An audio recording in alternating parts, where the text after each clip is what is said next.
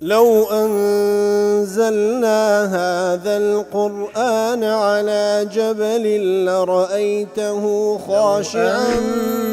أنزلنا هذا القرآن على جبل لرأيته خاشعا أنزلنا هذا القرآن على جبل لرأيته خاشعا متصدعا من خشية وتلك الأمثال نضربها للناس لعلهم يتفكرون.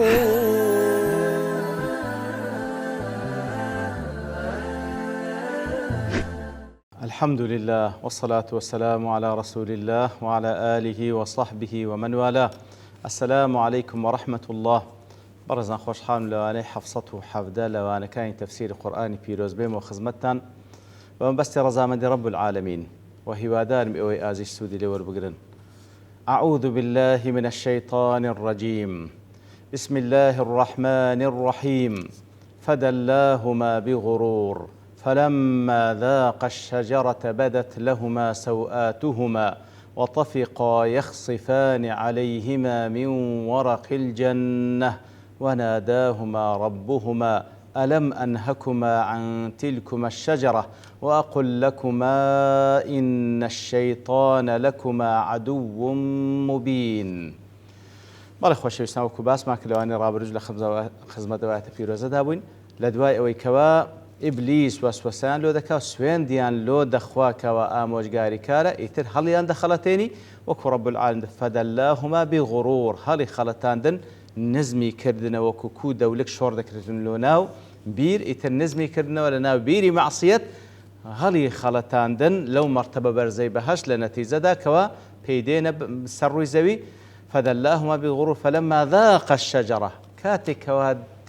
داركيان تام كركوا ليان قدغ كرابو بدت لهما سوآتهما يتر سوآت عورتيان بديار كوت يتر لدواء وكوا تاميان كرد بديار كوت خوارديان بتواتي كل سورة طه هذا فرميتن يتر عورتيان بتواتي بديار كوت وطفقا يخصفان عليهما من ورق الجنة يتر لدواء عورتيان بديار كوت هستان ویستیان بە گەڵاکانی دارەکانی بەهەشت عورەتی خۆیان داپۆشن وەناداهما ڕەبوهما ئیتر پەروەردگاریان بانجی کردن. وەناداهما ڕەبوهما وەکو لە معارج تەفەکوور دەڵێ النداء برفع الصوت ومده نداء لە زمانی عەرەبی واتە دەنگ بەرزکردنەوە و هەروەها درێژکردنەوەی ئەو دەنگە إنما يستعمل لتبليغ البعيد کەواتە ندا دائما بەکار دەهێنرێت کەسێک بانگ بکە لە دوورەوە دەنجی بەرز دەکاتەوە و درێژ دەکاتەوە ئەو من هو منزل منزلة البعيد کەواتە یانەوەتە بەخۆ دوور نییە بەڵام وەکو ئەوەی کە دوورە لێیە دەنجی لەسەر بەرز دەکەوە یاخود دەنجی لەسەر با بڵێن بە قسەکەی درێژ دەکەیتەوە. ويظهر أنهما لما عصيا واكتشف أثر المعصية وابە دیار دەکەوی کاتێکەوە ئەوان عیسیانەکەیان کردو لەو دارەیان خوارد کەوا خوای گەورە قەدەغەی کردبوو واکتەشەفا ئەثەر المعصیە و ئەسەری مەعسیەتیش لە بۆیان بە دیار کەوت ببدووی سەوئاتیهما بۆی کەوە سەوئەت و عەورەتیان بە دیار کەوت لەو حاڵەتەچیان کرد ابتعدا عن مكان الشجرة الابتلاء التي أكلا منها. وا پێدەچی لە دوایەوەی کەوا سەرپێچیان کرد و دارەکەیان خوارد و ئەسەری دار خواردنەکەش کەوا مەعسیەتەکە کردیان لەسەریان بەدیار کەوت و عەورەتیان بەدیار کەوت دوور کەوتنەوە لەو جێگایە لەو دارەی کەوا داری تاقیکردنەوە لە بۆیان کەوا لێیان خوارد بوو وأخذا يخصفان عليهما من ورق الجنة استحياء من الله جل جلاله. ئیتر سبحان الله دوور کەوتنەوە لەو منطقەیە محاولەیان کرد بە گەڵاکانی دارەکانی بەهەشت عەورەتی خۆیان داپۆشن لە شەرمی الله تعالى سبحانه وتعالى فخاطبهم الله بحسب حالة أنفسهما فناداهما. کەواتە لەو حاڵەتەی ئەوان بەو شێوەی کەوا دوور کەوتنەوە لە جێگای تاوانەکەیان و ئیتر لەو حاڵەتەی خوای گەورە نیدایان دەکا و بانجیان دەکا و پێیان دەفەرمی ئەلەم ئەنهەکما عن تلکما الشەجەرە واتە نەهیم نەکرد لێتان قەدەغەم نەکرد کەوا لەو دارە نەخۆن وأقل لكما إن الشيطان لكما عدو مبين أتي بيام نقوتن كوا شيطان بيقمان دجمنه شي ديارين قوي بأشكال دجمنه التاندكا سأكد ومن الملاحظ أن الله عز وجل لما نهاهما عن الاقتراب من شجرة الابتلاء يا ملاحظة بكي كاتك ورب العالمين لسرتادا نهيان ليدكاو دفرمين نزيك مبنى ولو داركوا زي قا ابتلاء تاخكنوا ذكرهما بلفظ الإشارة موضوع للمشار إليه القريب كواتب بشويك باز لدارك دكاتن بنزيشي يعني أو لفظ إشارة بكادين كوالبو نزيك بكاد وكدفن ولا تقرب هذه الشجرة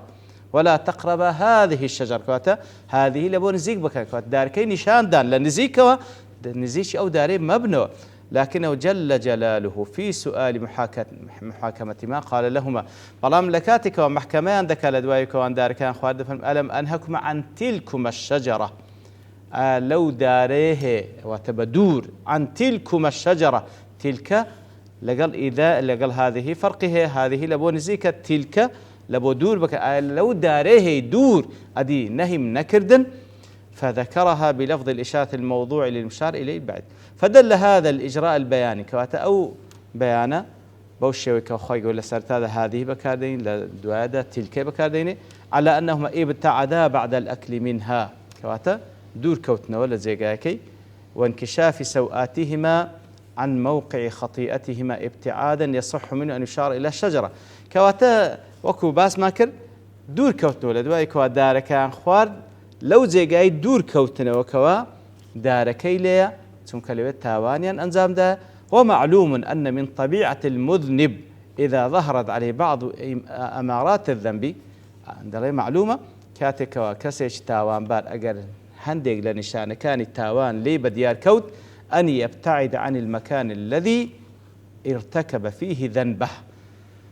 عادة تاوان بار كتاوانك أنزام ده إشارتي لسرب ديار كوت هندق العلامات لسرب ديار كوت كوا أو تاواني كده حول ده لو زيجا دور كوتو كوا هناك ده أنزام ده وهذه الحركة تكون منه حركة تلقائية توجهها البديهة دون أنات في التفكير وش حركة شي بديهية هم إنسان كتاوانك لزيجا ده حول ده لو زيجا هل بيت ندور كوتوا لا شويني أنزام داني جناه تاوان إتر ولام ده كاتك ورب العالمين بيان دفرمي ألم أنهكما عن تلكما الشجرة وأقول لكما إن الشيطان لكما عدو مبين قال ربنا ظلمنا أنفسنا قتيان أي پروردگار من ظلما لنفسي خومان كرد وإن لم تغفر لنا وترحمنا لنكونن من الخاسرين أي پروردگار من ظلما لنفسي خومان كرد بوي كواتاوان ما أنزام ده أجر لێمان خۆش نەبی ڕەحمەتمان پێ نەکەی ئەوە دەینە ڕیزی کەسانێکی خەسارەتمەند کەواتە تەماشاکە یعنی لێرە جیاوازی بەینی بابمان ئادەم عەلەیهی سەڵات وسەلام لەگەڵ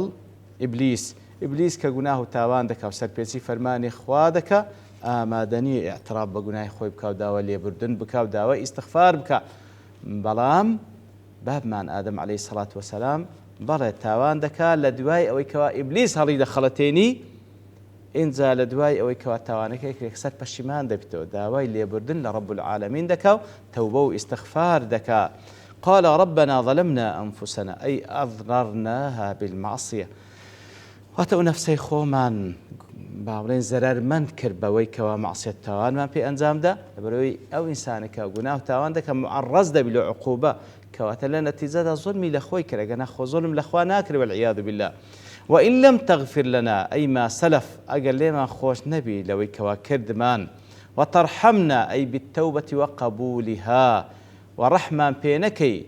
وترحمة بيبك بتي موفق ما مكلب التوبة توبة بكينو ليش ما قبول بكي لبرو يقل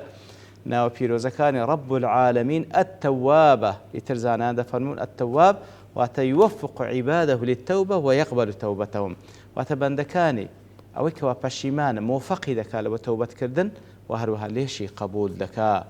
وإن لم تغفر لنا وترحمنا أقل ليه ما نخوش نبي رحمة بينك لنكونن من الخاسرين أي لنصيرن ممن خسر جميع ما حصل له من الكمالات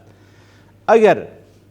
لێمان خۆش نەبێ ڕەحمان پێ نەکەی دەینە ڕیزی ئەو کەسانێکەوە هەموو ئەو کەمالاتانەی بەدەستمان هینە لە دەستی بدەین. ضحاك کوڕ مزاحیم دەڵێتن هي الكلمات التي تلقاها آدم من ربه كاتك لسورة البقرة دفن فتلقى آدم من ربه كلمات فتاب عليه خواهي قولا هندي كلماتي فير كرد أويش أو كلماتاني قلت له خواهي قولا استوى قبول كرد كوات أو كلمات أنسبوا أو أبو كلير ده خواهي قولا فرمي قال ربنا ظلمنا أنفسنا كواتا خواهي قولا فتلقى آدم من ربه لسورة البقرة فرمي كواتا كاتك وأن بشمانيا دربري رب العالمين ريني شاندان بتشي ويك توبة بكن فرموي أوابلين يترأوهاني جوايا نقول ربنا ظلمنا أنفسنا وإن لم تغفر لنا وترحمنا لنكونن من الخاسرين كواتا برزان بعام قرآن السنة أنواع دعاء تدا كوا باشترين دعاء لدعاء كان دعاء قرآن السنة يقلو دعاني كوا بيويست همو من كتاوان بارين ومقصرين برامبر برب العالمين أو دعايا زور قرنقة إيمج ببردوامي لأخواب بارين ربنا ظلمنا أنفسنا وإن لم تغفر لنا وترحمنا لنكونن من الخاسرين يتر رجاوة وكو خواهي قول التوبة آدم قبول لك عليه الصلاة والسلام توبة همون قناه باريتشيش قبول بكاكاتك وبراست دروستي أو كلماتانا در دبري كواتا أو شوازك كخوا سبحانه وتعالى في آدمي كدي عليه الصلاة والسلام يتر إيمش بيويستا بردوام بوشي ويتوبو استغفار بكين. قال الجشمي يقال إن آدم عليه السلام سعد ب5 أشياء هذا قلت لي آدم عليه السلام باختور بو ببينشد اعترف بالذنب وندم عليه كواتا اعتراف بقناه دكا بشيمانة ولام نفسه قليل خويدك وسارع إلى التوبة فلدك لتوبة كردن ولم يقنط من الرحمة بهواش نبل رحمة خواهي قوله كواتا بو بينشتا باختور بو آدم عليه الصلاة والسلام اعتراف كردن بقناه بشيمان بونوا قلي كردن لخود وهروها فلا كردن لتوبة كردن وهروا بهوان بون لرحمة خوا والشقي إبليس ب5 أشياء بلام إبليس ببين شد بدبخد بو لم يقر بالذنب اعتراف بقناه خوي نكر ولم يندم وهل بشيمان نبو ولم يلم نفسه قليش لخوي نكر بل أضاف إلى ربه فلم يتب بهيج شيويك نيدا وبال خوي قناه كي بل كداية بال خوا وقدر خوا والعياذ بالله وقنط من الرحمة يتر به واب لرحمة خوي سبحانه وتعالى. لتفسير سعدي دفرمي فغفر الله لهما ذلك كاتك وأوان بوشي ويتوبان كر رب العالمين توبان قبول كربة بلقى إلى سورة طه هذا فرمي وعصى آدم ربه فغوى ثم اجتباه ربه فتاب عليه وهدى طلع عصيان كر آدم عليه الصلاة والسلام برام رب العالمين اجتباه هالي بجاردوا پروردگاری هەڵ بژاردە و تەوبەی کرد و خۆی گەورەش تەوبەی لێ قبول کرد و هیدایەتی دا. هذا وإبليس مستمر على طغيانه غير مقلع عن عصيانه كاتا آدم بەو شێوە تەوبە دەکا خۆی گەورە لێش قبول دەکا بەڵام ئیبلیس بەردەوامە لە طغیانی خۆی واز لە گوناه و تاوانەکان ناینی. فمن أشبه آدم بالاعتراف وسؤال المغفرة والندم والإقلاع إذا صدر من الذنوب اجتباه ربه هذا يتبع كل التفسير سعد الله هر كسي وكباب آدم عليه الصلاة والسلام اعتراف باشوي كوا جناهش كر اعتراف بجناه خوي بكا داوای لێ خۆشبوون بکە و پەشیمان بیتەوە دەست لە گوناه هەڵبگری اجتباه ربه هذا رب العالمين هەڵی دەبژێرتەوە